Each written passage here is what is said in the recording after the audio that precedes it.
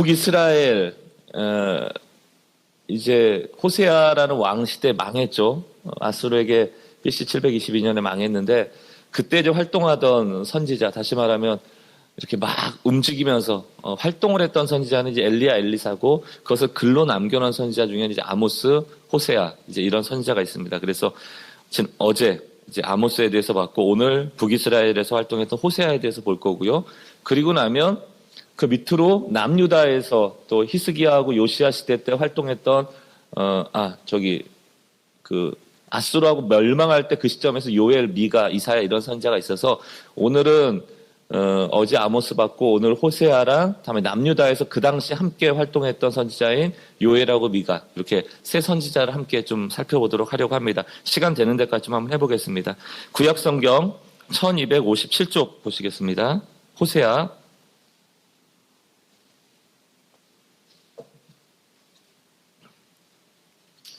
1절 말씀 우리 같이 한번 언제 쓰여졌는지 읽어보도록 하죠. 1절 말씀 1장 1절 시작. 우시야와 요담과 아하스와 히스기야가 이어 유다 왕이 된 시대 곧 요아스의 아들 여로보암이 이스라엘의 왕이 된 시대에 부엘의 아들 호세아에게 임한 여호와의 말씀이니라. 지금 유다 쪽은 히스기야가 이제 이어서 유다 왕이 됐을 때, 그러니까 표에 보면은 히스기야 때 거의 이제 아수르의 멸망 때쯤 되겠죠. 여로보암이라고 하는 것은 마찬가지로 아모스와 거의 비슷한 배경이죠. 여로보암 초대왕 여로보암이 아니고 여로보암 2세입니다. 가장 중흥했을 때고 부유했을 때고 또 그만큼 악행했을 때에 호세아가 쓴 거죠. 그러니까 아모스랑 호세아랑 거의 비슷한 연대에 활동했다라고 보면 되겠죠. 이제 아모스의 주제는 하나님의 공의로 돌아오라고 하는 거 있잖아요. 어제 공의라는 게 뭐예요? 어찌 보면 막 바르게 사는 것이지만 조금 더 해석을 해보면 사람에 대해서 긍휼함을 가지라는 거거든요. 약자에게 더 베풀어지고 강한 자가 잘못했을 때 그것과 저항할 수 있고 이제 이런 게 공의, 정의에 대한 개념이잖아요. 그러니까 사람을 좀 평등하게 보는 눈, 사람을 긍휼하게 보는 눈, 이게 이제 공인데 그곳으로 너희가 돌아오라. 하나님은 의롭다. 공의로우신 하나님께 돌아와라. 이거고 이 호세아의 주제라고 하면 하나님은 사랑이시다라는 거예요. 너희를 사랑한다. 너희를 진짜 사랑하는 하나님께로 돌아오라는 얘기예요. 똑같습니다. 주제는 돌아오라예요. 근데 참 하나님이 얼마나 그 마음이 좀 그러셨는지 조금 인간적으로 봤을 때 극단적인 방식으로 그 당시에 북이스라엘에게 메시지를 전하죠. 2절 말씀.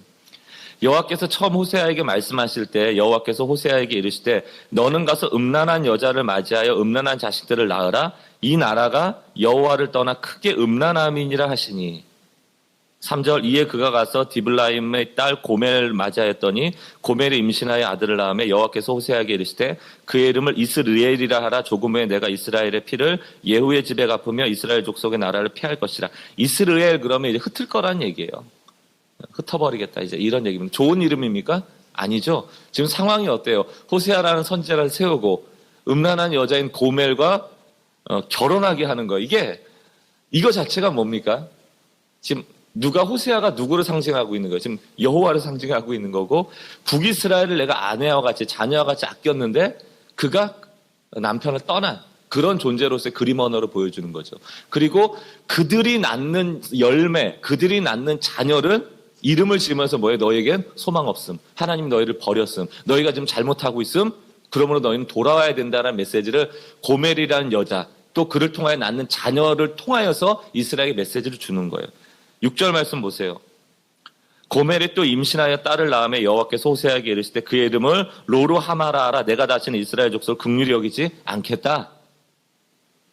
이게 또 메시지죠. 너 지금 이런 식으로 하면 내가 지금까지 너를 사랑했던 그 긍휼에 여겼던 것이 이제 없겠다. 그러면서 7절이 재밌어요. 그러나 이렇게 나와 있죠. 그러나 너희가 돌아오기만 하면 이런 메시지예요. 너희가 돌이키기만 하면 내가 유다 족속을 긍휼히 여겨 그들의 하나님 여호와로 구원하겠고 이렇게 하나님의 또 회복을 또 말씀하시죠. 또 8절 고멜이 로하마를 젖된 후에 또 임신하여 아들을 낳으며 여호와께서 이르실 때 그의 이름을 로암미라 했을 때 너희는 내 백성이 아니요 나는 너희 하나님이 되지 아니할 것이다. 계속 그 메시지인 거예요. 그다음 10절에 또 접속사가 뭐가 나옵니까? 그러나 이스라엘 자손의 수가 바닷가에 모래같이 되어 헤아릴 수도 없고 셀 수도 없을 것이며 전에 그들에게 이르기를 너희는 내 백성이 아니한 그곳에서 그들에게 이르기를 너희는 살아계신 하나님의 아들들이라 할 것이라 이렇게 다 했죠. 그럼 이거는 벌써 1장에서 어떤 메시지가 주어지는 거예요?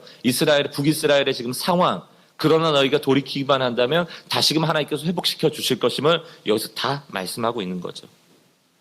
그래서 2장에서는 이제 음란을 제거하라. 이제 개역개혁 성경에 보시면서 여러분 소 제목을 좀 찾아가면 너희가 지금 음란한데 영적인 음란함을 없애라는 얘기.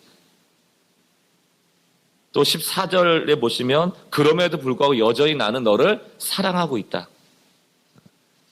그러면서 너희가 음란하지만 너희를 사랑하고 있다라고 하면서 3장으로 넘어보면 그것을 또 그림 언어로 설명해 주는 거예요. 3장에서. 3장 좀 볼게요.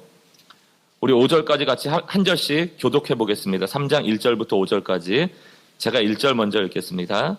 여호와께서 내게 이르시되 이스라엘 자손이 다른 신을 섬기고 건포도 과자를 즐길지라도 여호와가 그를 사랑하나니 너는 또 가서 타인의 사랑을 받아 음녀가 된 그 여자를 사랑하라 하시기로 내가 은 15개와 보리 한 호멜 반으로 나를 위하여 그를 사고 그에게 이르기를 너는 많은 날 동안 나와 함께 지내고 음행하지 말며 다른 남자를 따르지 말라 나도 내게 그리하리라 하였도다.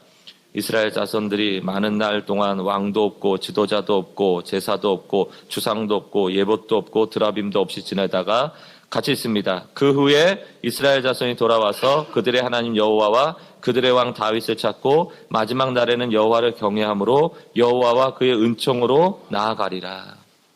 이게 이제 재밌잖아요. 지금 고멜이라는 여자랑 이게 살기 싫은데 살기 누가 좋겠어요. 음란한 여자 결혼하라 해서 하나님 명령대로 결혼하고 그 아이들의 이름은 다 망한다는 이야기고 그러므로 메시지 주고자 하는 건 북이스라엘에게 영적인 음란함을 피하라고 얘기하는 거예요. 그러면서 나는 너희를 여전히 사랑한다라고 남편이 아내에게 그 사랑하는 마음을 계속 말하는 거죠. 그러던 차에 누가 떠나요? 고멜이 떠나는 거예요. 여전히 그 마음에 가지고 있었던 그 잘못된 습관을 가지고 또 다른 사람을 찾아 떠나는 겁니다. 다른 사람에게 사랑받기 위해 떠나는 거예요. 그런데 호세아에게 뭘 말하는 거예요? 또 가서 데려오라는 거죠. 이게 과연 여기 지금 참석하고 있는 우리 중에 이 가능한 사람이 누가 있을까? 그러니까 이게 무슨 얘기를 하는 겁니까? 하나님의 사랑은 우리 수준에선 거의 불가능에 가까운 사랑이라는 거예요. 우리가 생각하고 있는 그 하나님보다 훨씬 더 크게 우리를 사랑한다는 거죠. 근데 많은 분들이 신앙생활 하면서 하나님에 대해서 얼마나 많은 오해를 합니까? 조그만 내가 원하는 복 하나 주지 않을 때 하나님은 나를 미워하신다. 나에게 왜 이러실까? 그러면서 자기 수준의 사랑으로 하나님을 정의하고 그 안에서 불평하고 우울감에 빠져 있거나 또 신앙생활에 큰 회의감을 가질 때가 많죠. 때로는 십자가에서 그 베푸신 사랑만으로는 부족하다고 생각하고 우리가 더 사랑받아야 된다고 생각해서 엉뚱한 헌신들을 하나님 앞에 할 때도 많죠. 우리의 헌신이 때로는 어찌 보면 하나님이 우리에게 베푸신 사랑의 부족함을 드러내는 잘못된 수단도 될 수 있어요. 그러니까 무슨 말씀드리고 싶은 건 하나님의 사랑은 어쨌든 우리가 상상할 수 없다. 그렇게 여러분들이 믿고 나가시면 됩니다. 이런 사랑이 어디 있겠어요? 우리 같았으면 이거 은 15개 보리 한 호멜 반 이 가치를 두고 나를 떠난 여자를 찾아와서 다시금 그를 다신 나가지 마. 나랑 계속 살아야 돼. 이런 얘기를 할 수 있을까? 그러면서 이제 4장부터 또 이제 계속 경고하는 거예요. 너 이제 제사장들, 종교인들 너희 조심해야 돼. 이교도를 예배했던 예배에 대해서 너희 조심해야 돼. 우상숭배 너희 조심해야 돼. 라고 말하는 겁니다. 6장으로 넘어오셔요. 6장 1절부터 6절까지 우리 한 절씩 교독해 보겠습니다. 오라 우리가 여호와께로 돌아가자. 여호와께서 우리를 찢으셨으나 도로 낫게 하실 것이요 우리를 치셨으나 싸매어 주실 것임이라. 여호와께서 이틀 후에 우리를 살리시며 셋째 날에 우리를 일으키시리니 우리가 그의 앞에서 살리라. 그러므로 우리가 여호와를 알자. 힘써 여호와를 알자. 그의 나타내심은 새벽 빛같이 어김없나니 비와 같이 땅을 적시는 늦은 비와 같이 우리에게 임하시리라. 에브라임아 내가 내게 어떻게 하랴. 유다야 내가 내게 어떻게 하랴. 너희의 인애가 아침 구름이나 쉬 없어지는 이슬 같도다. 그러므로 내가 선지자들로 그들을 치고 내 입의 말로 그들을 죽였노니 내 심판은 비처럼 나오느니라. 나는 인애를 원하고 제사를 원하지 아니하며 번제보다 하나님을 아는 것을 원하노라. 그렇죠? 여기서 특별히 이제 그 4절에 보면 에브라임아 이렇게 나오는데, 이제 여러분들이 북이스라엘을 경고할 때 북이스라엘이라 이렇게 얘기하지 않고 에브라임이라는 단어를 많이 쓰고요. 남유다에게 경고를 할 때는 당연히 이제 베냐민이라고 유다 지파가 있지만 유다 지파가 크기 때문에 유다야 이렇게 얘기를 합니다. 에브라임 지파는 여러분 잘 아시다시피 요셉의 두 아들 중에 장자예요. 에브라임과 므낫세. 므낫세와 에브라임. 므낫세가 요셉의 첫째 장자고 그 밑에가 에브라임이었는데, 야곱이 축복을 할 때는 손을 엇갈려서 에브라임을 장자로 축복합니다. 그래서 북이스라엘에서 가장 강력한 힘을 갖고 있었던 지파 중에 하나가 에브라임이에요. 그래서 에브라임 그러면 북이스라엘의 상징입니다.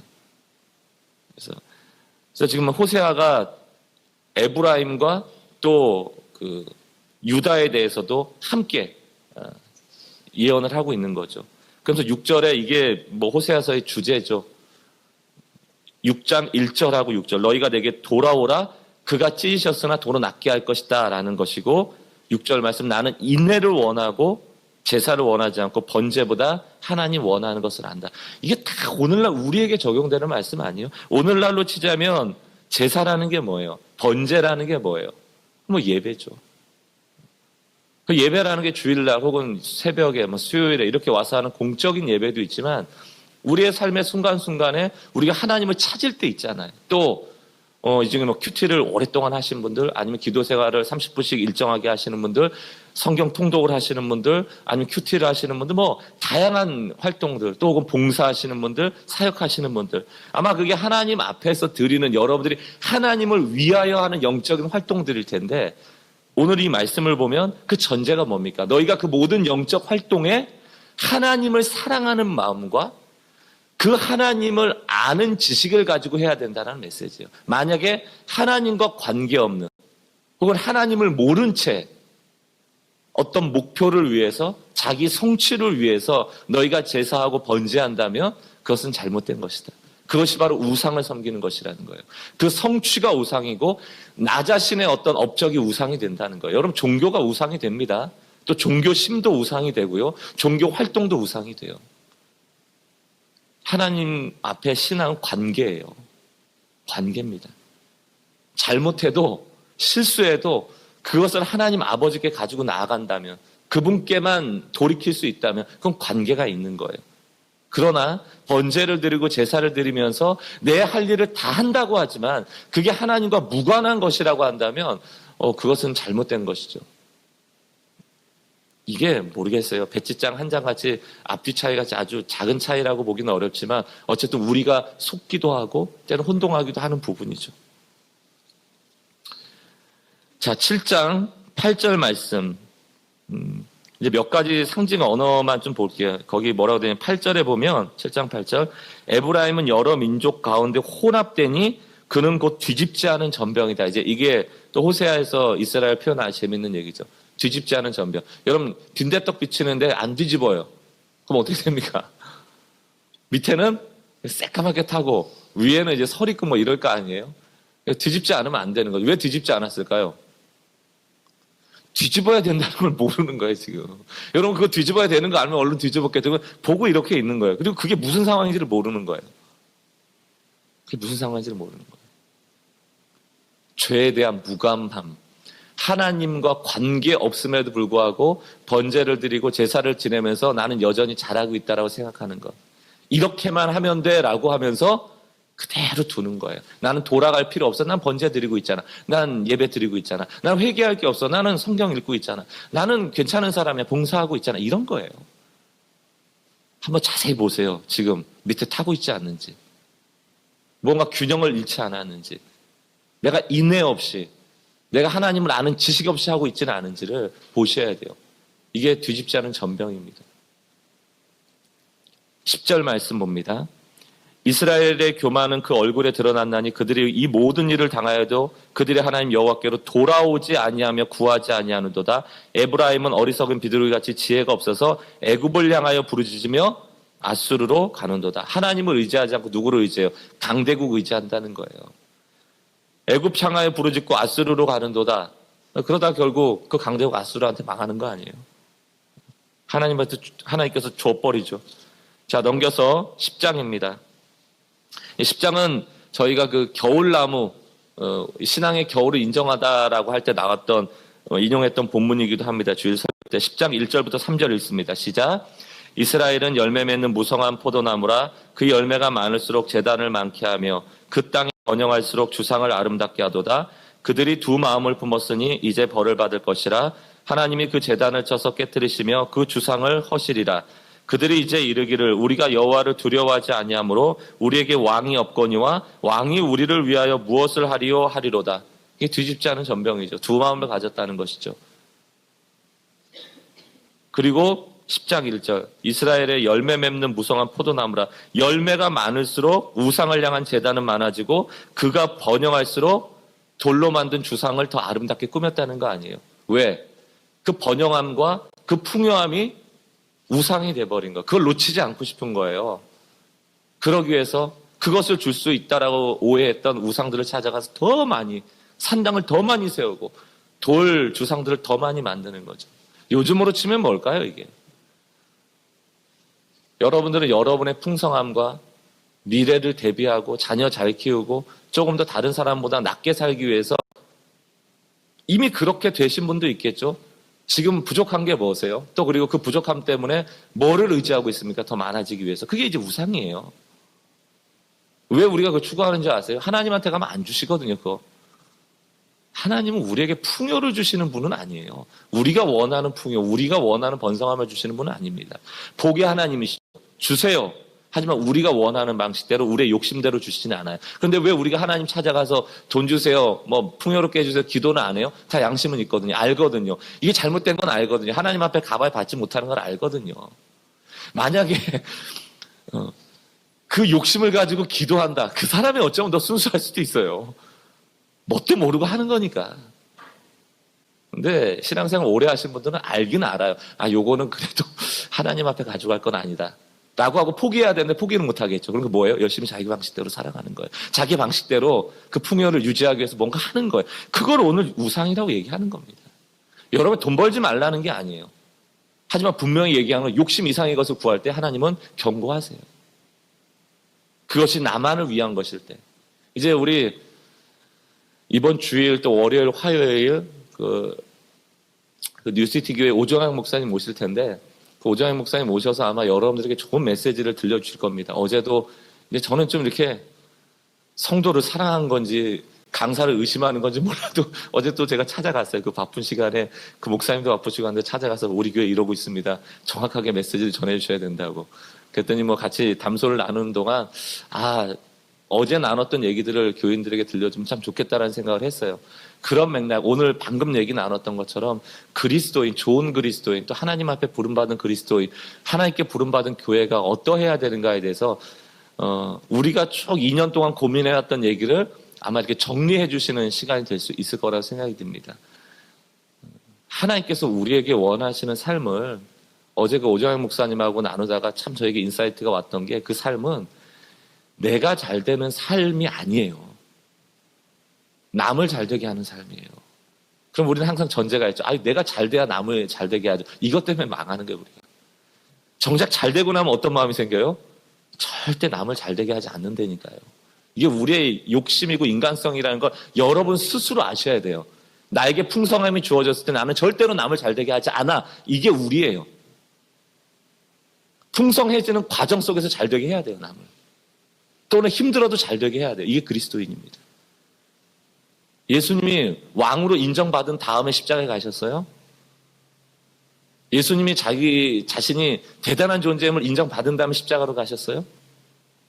철저하게 예수님의 삶은 남을 축복하는 삶이죠. 남을 잘 되게 하는 삶이죠. 이게 이사갈의 낙이에요. 좋은 것을 분별하고 좋은 것인지 알지만 나는 거기서 누리지 않고 나귀가 되어서 누군가를 데려오는. 그러니까 여러분들 스스로에게 속지 마세요. 내가 잘 되고 나면 풍성해지면 내가 누군가에게 영향력을 미칠 거야. 그 영향력을 미치기 위해서 나는 잘 돼야 돼. 라는 그 생각이 결국 어디로 가게 돼 있다고요? 나만 잘 돼야지로 가게 돼 있다고요. 우리는 교회가 왜 자꾸 제가 이 아내 일을 약화시키려고 하는지 아세요, 여러분? 세상도 중요하고 전도도 중요하고 교회가 잘 되는 것도 중요해요. 지금 많은 교회의 논리는 일단 교회가 잘 돼야지 나눠줄 수 있지 않느냐의 논리예요. 그러나 여러분 경고를 받으셔야 되는 게 뭐냐면 결코 우리가 잘 된 다음에 밖으로 나가는 힘은 지금처럼 강해지지 않아요. 처음처럼 강해지지 않아요. 처음 마음 먹었을 때처럼 강해지지 않아요. 우리가 잘 되고 나면 남에게 퍼주는 일보다 우리를 유지시키는 일이 훨씬 더 많아집니다. 제가 생각하는 방식은 지금 부족하지만 터줄 수 있고 남을 위하는 교회가 될 때 비로소 하나님께서 그걸 할 수 있도록 도와주실 거라는 얘기예요. 이걸 안 하겠다는 게 아니고 그냥 지금부터라도 시작부터라도 조금 더 외부의 시선을 두고 믿지 않는 자들에게 시선 두는 것이 마땅하다. 그리하면 하나님께서 그 일을 위해서 교회를 세워주시는 이 역행하는 교회도 있어야 되는 거 아닌가. 이게 사실은 맞는 건데. 그래서 저희가 이러고 있는 거예요. 여러분도 불편한 게 많을 겁니다. 또, 이 교회에 내가 계속 다닐 수 있을까? 또 때로는, 이 교회에서 장로가 되려면 어떤 코스웍을 밟아야 되지? 목사님이 명확한 그림을 안 주시는데, 이 교회에서 순장 되려면, 이 교회에서 리더 되려면, 이 교회에서 뭐 하려면 어떤 코스를 밟아야 되지? 뭐가 있었으면 내가 더 열심히 할 수 있을 것 같은데, 왜 안 줄까요? 그거 하면 이걸 통해서 내가 열심히 해야지. 그게 되어지면 그 다음에 안 한다니까요. 그럼 이게 없어도 하는 사람을 찾는 거. 이 코스웍이 없어도 진짜 말씀대로 살아가는 그분이 누굴까를 검증해야 되는 거예요. 여러분 리더를 세운 기준이 뭐예요? 누가 장로 돼야 되고 누가 이 교회에서 모범이 되고 존경받는 사람이 돼야 됩니까? 그게 코스웍 밟은 사람이에요. 그게 나쁘다는 게 아니고 할 거예요. 할 겁니다. 그러나 우리가 지금 조금 물 빼게 하는 거예요. 나 자신의 실체를 보는 거예요. 그런 게 없을 때 왜 불편한지를 보는 거예요. 그리고 인애로 돌아가고 하나님 안한 지식으로 돌아가고 초대교회로 돌아가고 이 교회 존재의 목적으로 돌아가고 그리스도인의 본질로 돌아가 보는 거예요. 잎사귀 떼고 꽃 떼고 열매 떼고 뿌리가 뭐지? 한번 찾아보는 거예요. 그리고 나면 그 뿌리만 살아있으면 열매 맺는 거는 시간 문제입니다. 준비되어지지 않은 거였지만 어쨌든 말이 나왔으니까 교회에게 필요한 메시지였겠죠. 여러분 조금 여러분들이 지금까지 한 신앙생활이 틀렸다는 게 아니고 지금쯤에는 좀 점검하고 돌이켜 하나님 앞으로 주님의 어떤 그 기뻐하시는 뜻 아래로 좀 다시 한번 돌아가 볼 필요가 있다. 오늘 우리에게 다 주시는 메시지 아닐까요? 여기 여러분의 이름을 부르면서 박 목사 여호와께로 돌아와. 그게 뭘까요? 여러분 이름을 부르면서 어떤 집사야, 어떤 권사야, 어떤 장로야, 어떤 전도사야, 여호와께로 돌아와. 라고 한다면, 목사, 하나님 나 지금 잘하고 있잖아. 돌아갈 거 없는데. 이러지 마시고, 돌아가 보세요, 한번. 돌이켜 보세요. 한번 뿌리를 점검해 보세요. 그게 원하시는 거예요. 우리를 믿지 마세요, 여러분. 여러분 자신을 믿지 마세요. 우리는 뒤집지 않은 전병 같은 존재고, 두 마음을 품고 하는 존재예요.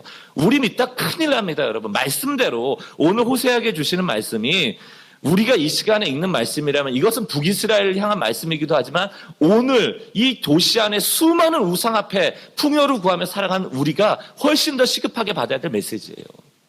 우리가 지금 여러분 2세 때만 못합니까? 훨씬 더 심하죠. 훨씬 더 보이지 않는 우상들이 많죠. 이때는 차라리 산당에 가고 우상을 섬겨버리는 드러나는 일이나 했잖아요. 저 사람 우상도 섬긴 사람 볼 수 있잖아. 지금 우리의 우상이 우리 눈앞에 와 있지 않고 우리 안에 들어와 버렸어요. 우리의 머리에 새겨지고요. 얼마나 무서운 시대를 살아가고 있는지 모릅니다. 뒤집지 않은 전병 정도가 아니고 지금 두 가지 이 정도가 지금 우리가 섬기고 있는 가지수가 얼마나 많은지 여러분 심각하게 스스로 돌아봐야지 개수를 찾아낼 수 있을 거예요. 12절 말씀 호세아 10장 12절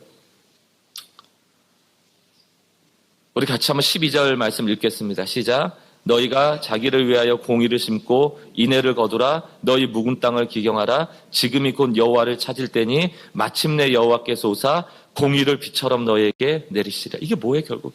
여호와를 찾으라. 여러분 오늘 이 새벽에 또 여러분이 오르즘의 기도의 제목에서 하나님을 찾고 기도하는 그 제목 중에 내가 여호와께로 돌아가야 한다라는 기도의 제목을 하나 더 넣으세요. 맨 1번에 넣으세요. 하나님과의 관계, 내가 회복해야 됩니다. 쭉 넘기셔서요. 그쵸. 우리 호세아 11장 8절 말씀 한 절만 읽겠습니다. 8절 말씀 같이 읽습니다. 시작. 에브라임이여 내가 어찌 너를 놓겠느냐, 이스라엘이여 내가 어찌 너를 버리겠느냐, 내가 어찌 너를 아드막같이 놓겠느냐, 어찌 너를 스보임같이 두겠느냐, 내 마음이 내 속에 돌이키어 나의 긍휼이 온전히 불붙는도다. 12장 5절 6절 있습니다. 시작. 여호와는 만군의 하나님이시라, 여호와는 그를 기억하게 하는 이름이라. 그런즉 너는 너의 하나님께로 돌아와서 인애와 정의를 지키며 항상 너의 하나님을 바랄지어다. 계속 돌아오라는 거죠. 14장 이제 마지막으로 북이스라엘을 향해서 호세아가 호소하는 것 1절, 2절, 3절 우리 같이 한번 읽어보겠습니다. 시작. 이스라엘아 내 하나님 여호와께로 돌아오라. 내가 불의함으로 말미암아 엎드러졌느니라. 너는 말씀을 가지고 여호와께로 돌아와서 아뢰기를 모든 불의를 제거하시고 선한 바를 받으소서. 우리가 수송아지를 대신하여 입술의 열매를 주께 드리니이다. 우리가 앗수르의 구원을 의지하지 아니하며 말을 타지 아니하며 다시는 우리의 손으로 만든 것을 향하여 너희는 우리의 신이라 하지 아니하려니 이는 고아가 주로 말미암아 긍휼을 얻음이니이다 할지니라. 돌아가세요. 앗수르 의지하지 말고 애굽 의지하지 말고 2절 말씀에도 수송아지를 대신해서 입술의 열매를 드린댔잖아요. 하나님이 수송아지를 원한 게 아니고 수송아지를 드림으로 이 백성이 하나님 앞에 회개하는 마음을 원하셨던 거잖아요. 그 대속죄이래. 그러므로 오늘 이 새벽에도 우리에게 원하시는 건 이게 뭐 비하하자는 게 아니고 우리가 성경에 밑줄 긋자라는 게 동기부여지만 성경에 밑줄 그어온 게 아니잖아요. 그죠? 이 밑줄 그은 것을 통하여서 정말 이 성경에서 말하고자 하는 말을 받고 우리의 입술의 고백으로 여호와께 내가 돌아가겠습니다. 주님도 신뢰하겠습니다라는 하나님과의 관계가 깊어지길 바라는 것이죠. 그 다음이 이제 요엘서입니다. 요엘은 어디에 위치하고 있습니까? 지금 상황으로 보면 이제 북이스라엘에 대한 선지서는 넘어왔고요. 그 당시에 함께 일했던, 밑에 한번 보여주실래요? 기동전사님? 그 밑에 보시면 이제, 요엘하고 미가가 있습니다. 오늘 보니까 요엘까지는 할 수 있을 것 같아요. 요엘은 그럼 이제 유다에 대한 이제 심판의 메시지가 되는 거예요. 자, 1절 말씀, 요엘 1장 1절입니다. 부두엘의 아들 요엘에게 임한 여호와의 말씀이라. 여기는 지금 어느 때가 잘 안 나와 있잖아요. 그래서 지금 이 개관에서는 요엘을 그러니까 그 남유다의 요아스 초기, 그럼 요아스 초기면 언제냐면 굉장히 악했던 므낫세 왕 그 다음이거든요. 그러니까 이게 아마 요아스 초기면 상당히 많은 개혁을 해야 될 그 이전의 상황으로 보기도 하고 또 어떤 분들은 바벨론 포로에 돌아와서 이제 쓰여진 것으로 보기도 합니다만 뭐 정확히 알 수가 없기 때문에 그러나 이제 남유다에 대한 경고가 있기 때문에 왜냐하면 여러분들 지난번에 얘기 드렸죠. 그 남유 역대 상하는 포로를 다녀왔다가 다시금 돌아와서 이스라엘 역사를 썼다고 그랬잖아요. 근데 그때 북이스라엘과 남유다 중에서 어떤 역사만 썼다고 그랬어요? 남유다 역사만 썼다고 그랬죠. 그러니까 북이스라엘은 없고 남유다만 포로에서 복귀해서 그 역사를 다시 쓰려고 역대 상하를 썼다고 그랬잖아요. 그때 또 활동했던 선지자들이 있거든요. 거기에다 요엘을 집어넣는 분도 있다는 얘기예요. 그러나 왜 둘 다 남유다에 대한 얘기니까. 지금 내용은 남유다인데 남유다가 멸망하기 전인지 남유다가 복귀한 후인지 잘 모르겠다는 얘기예요. 그러나 어쨌든 남유다에 대한 메시지죠. 만약에 포로로 가기 전이라면 야 너희 경고한다. 안 그러면 너희 포로로 돌아갈 거야. 끌려가기 조심해야 돼. 이 메시지겠고 포로에서 돌아온 다음에 메시지라면 너희 조심해야 돼. 또다시 그러면 안 돼라는 메시지가 되겠죠. 비슷합니다. 자, 2절, 4절까지, 2절에 4절까지 같이 한번 읽어볼게요. 시작. 늙은 자들아, 너희는 이것을 들을지어다. 땅의 모든 주민들아, 너희는 귀를 기울일지어다. 너희의 날에나 너희 조상의 날에 이런 일이 있었느냐? 너희는 이 일을 너희 자녀에게 말하고 너희 자녀는 자기 자녀에게 말하고 그 자녀는 후세에 말할 것이라. 팥중이가 남긴 것을 메뚜기가 먹고 메뚜기가 남긴 것을 느치가 먹고 느치가 남긴 것을 황충이 먹었도다. 이게 무슨 얘기입니까? 지금 농사가 안 되고 있다는 거예요. 뭐가 먹고 사는데 문제가 생겼다는 거예요. 땅이 황폐해졌다는 얘기고 이런 사인은 항상 하나님께서 이스라엘의 영적인 상태와 관계가 있죠. 자, 2장 1절 말씀 또 한번 읽어보겠습니다. 시작. 시온에서 나팔을 불며 나의 거룩한 산에서 경고의 소리를 질러 이 땅 주민들로 다 떨게 할지니 이는 여호와의 날이 이르게 됨이라 이제 임박하였으니. 이렇게 여호와의 날, 임박 이런 단어는 좋은 일이겠어요, 나쁜 일이겠어요? 심판에 대한 얘기죠. 2장 12절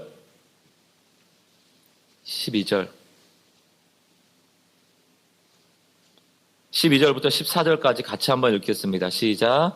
여호와의 말씀에 너희는 이제라도 금식하고 울며 애통하고 마음을 다하여 내게로 돌아오라 하셨나니 너희는 옷을 찢지 말고 마음을 찢고 너희 하나님 여호와께로 돌아올지어다. 그는 은혜로우시며 자비로우시며 노하기를 더디하시며 인애가 크시사 뜻을 돌이켜 재앙을 내리지 아니하시나니 주께서 혹시 마음과 뜻을 돌이키시고 그 뒤에 복을 내리사 너희 하나님 여호와께 소제와 전제를 드리게 하지 아니하실는지 누가 알겠느냐 하고 뭘 합니까? 이것도 똑같이 돌아오라가 메시지예요. 다 여호와께로. 18절 말씀.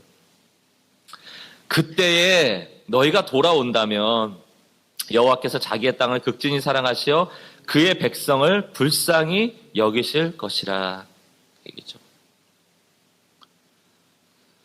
그 다음에 25절 말씀도 같이 봅니다. 25절 말씀. 내가 전에 너희에게 보낸 큰 군대 곧 메뚜기와 느치와 황충과 팥중이가 먹은 횟수대로 너희에게 갚아주리니. 이제 감사한 얘기죠. 우리에게 돌아올 때 하나님께서 자기 땅을 사랑하시고 그 백성을 불쌍히 여기실 거며 우리 요에서 1장에서 뭐라고 돼 있었어요?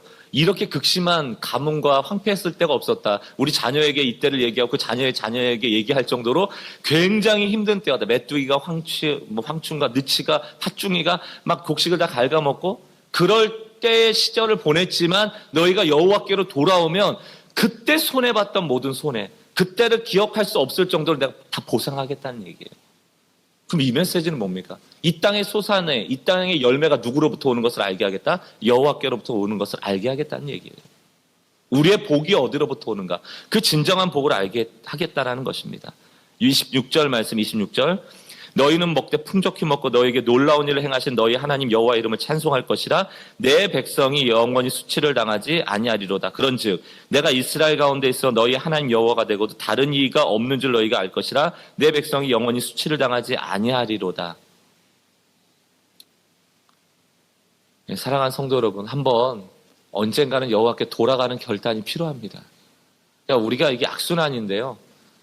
그러니까 풍요로움이든 어려움이든 풍요로울 때도 하나님께 돌아가서 내 본질을 확인하고 힘들고 낙심될 때도 하나님을 오해하지 않고 다시금 하나님께 말씀으로 돌아가서 뭔가 하나님께로 돌아갈 때 많은 것들을 포기하고 내 시간이든 그게 내 물질이든 아니면 내 자녀든 이런 것들을 포기하고라도 가서 하나님을 만났을 때 하나님의 주시는 복을 경험해야만 언제든지 하나님께로 돌아가야 되는구나라는 우리의 신앙이 경험이 쌓이거든요.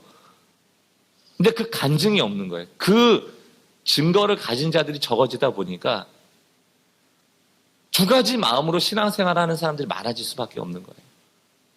풍요로움 속에서도 이것을 여전히 포기하지 않고 하나님께 돌아가는 척하는 사람, 낙심할 때도 하나님께 불평불만을 가지면서 어쩔 수 없이 하나님께 나가는 사람, 이 두 가지 마음 속에 있다 보니까 잘 되는 사람도 자기 일도 열심히 하면서 하나님도 섬기다 보니, 여러분 보세요. 풍족해요. 근데 풍족하게 계속 나름대로 방식대로 살아가요. 그러면서도 신앙을 가지고 살아가요. 근데 하나님께서가 아니고 그렇게 두 가지의 삶을 살아가는데 여전히 내가 풍족해요. 더 잘 돼요. 그럼 여러분 이거 누가 지금 잘 되게 하는 건지 아시겠어요? 이게 무슨 얘기인지 아시겠어요?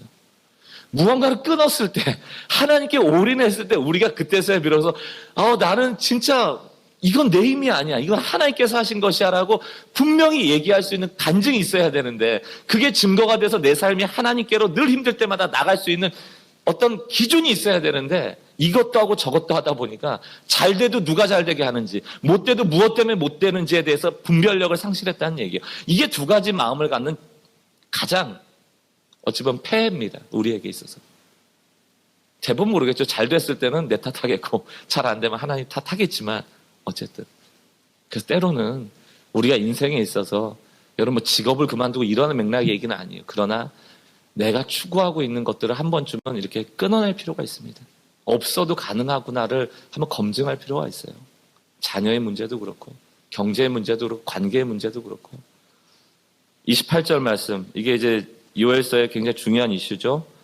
그 후에 내가 내 영을 만민에게 부어주리니 너희 자녀들은 장래일을 말할 것이며 너희 늙은이는 꿈을 꿀 것이며 너희 젊은이는 이상을 볼 것이며 그때 내가 또 내 영을 남종과 여종에게 부어줄 것이며 내가 이적을 하늘과 땅에 베풀리니 곧 피와 불과 연기 기둥이라 여호와의 크고 두려운 날이 이르기 전에 해가 어두워지고 달이 핏빛같이 변하려니와 누구든지 여호와의 이름을 부르는 자는 구원을 얻으리니 이는 나 여호와의 말대로 시온산과 예루살렘에 피할 자가 있을 것이며 남은 자 중에 나 여호와의 부름을 받을 자가 있을 것입니다.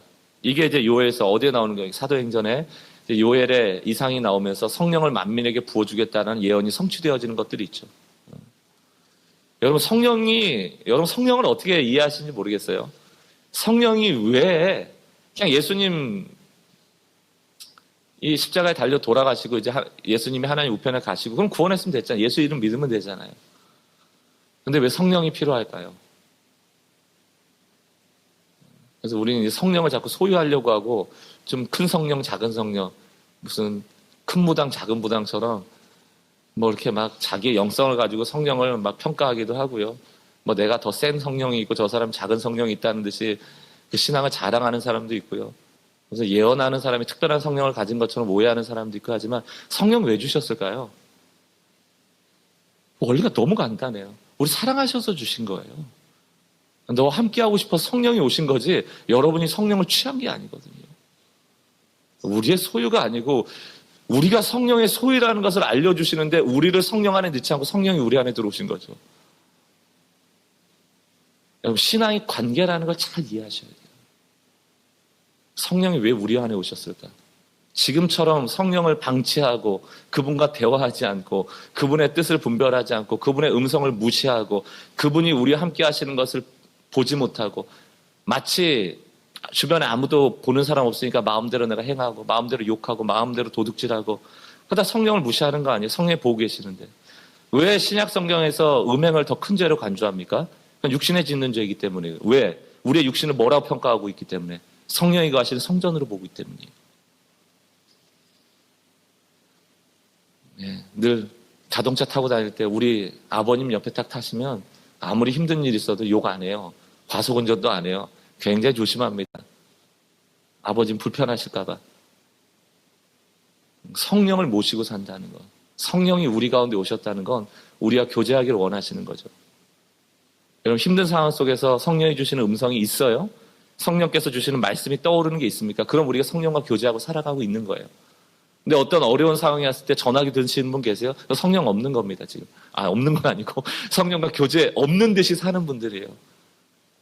힘든 일이 있을 때 물어봐야죠. 고민해봐야죠. 또 기도해야죠. 이게 뭐지? 성경적인 원리가 뭐지? 성경에서 뭐라고 하고 있지라고 성경의 기준으로 돌아가 봐야죠. 성령께서 그거 하시는 거거든요. 우리 성경으로 돌이키시는 거고 하나님께로 돌이키시는 거거든요. 하나님의 기준을 찾아보게 하시는 거거든요. 누구에게 그 은혜를 주십니까? 성령께 묻는 자죠. 이거 어떻게 해야 돼요, 하나님? 물어봐야죠. 시간을 가져야죠. 근데 우리는 가성비를 중요하게 여기는 시대이기 때문에 조금만 힘들면 뭐부터 합니까? 전화기부터 들잖아요. 전화기를 내려놓을 때 여러분 역사가 일어나는 거예요. 전화기를 내려놓을 때. 전화기를 들 때는 한 스텝, 두 스텝 정도 멈추세요. 한 번 정도 생각하시고 하루 정도 미루시는 것도 괜찮아요. 뭐 결정적인 일들이 아니고 약속이 아니라면 기도하고 하나님께서 주시는 마음을 가지고 나가는 게 굉장히 중요한 이유가 이런 겁니다. 우리 안에 성령이 계십니다. 오늘 돌아오라는 이 메시지 아니에요. 똑같은 얘기예요. 아모스, 호세아, 다음에 요엘서 또 다 똑같은 얘기입니다. 돌아오라. 그리하면 하나님께서 너희를 싸매시고 치유하리라. 오늘 새벽을 맞으시는 우리 중에 또 영상으로 보시는 중에 나는 여호와께로 돌아가지 않아도 될 만큼 잘 살고 있어라고 하는 분은 아무도 없습니다.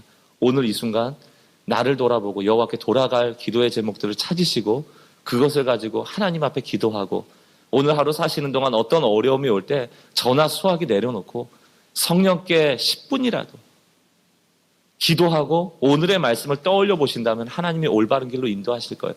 내 판단, 내 경험 다 내려놓으세요. 하나님이 먼저입니다. 하나님이 우리의 지혜를 이용하시고 우리의 경험을 이용하시도록 그분께 내어드리세요. 그러면 우리의 지혜와 우리의 경험이, 우리의 자원이 그분께 쓰임받아서 문제 해결이 될지 몰라도 성령 없이 우리의 자원을 가지고만 움직일 때 그거는 잘 돼도 문제죠. 그 잘 되는 경험이 어떤 경험이 되겠어요? 아, 문제가 생겼을 때 이렇게 풀어가면 되는구나라고 자꾸 나를 만들어가는 거예요. 성령 없이도 가능하다라는 삶을 우리에게 자꾸 메시지를 주는 거예요. 이게 무서운 거예요. 잘 되시는 분들은 오늘 성령 의지하시기 바랍니다. 지금 힘든 일 있는 분 성령 의지하시기 바라요. 잘 안 되는 분 성령 의지하시기 바라요. 그래야만 그 결과를 하나님께 영광으로 돌려드릴 수 있죠. 우리는 교회가 하나님의 손에 구름기둥과 불기둥의 이끌림을 받아야지 우리가 나중에 어떤 얘기할 수 있어요?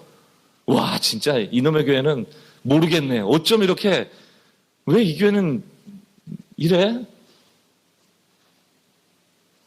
사람들이 보고 질투할 정도로 그런 교회가 되길 바랍니다. 그래서 야, 여기는 하나님밖에 해답이 없구나. 이 교회가 부흥하는 이유는 하나님으로밖에 설명할 수 없구나. 이런 교회 되어지길 바랍니다. 이런 교회를 함께 꿈꾸고 여러분의 삶이 그런 삶 되기를 주의 이름으로 오늘도 축원드립니다. 같이 한번 우리 기도하겠습니다.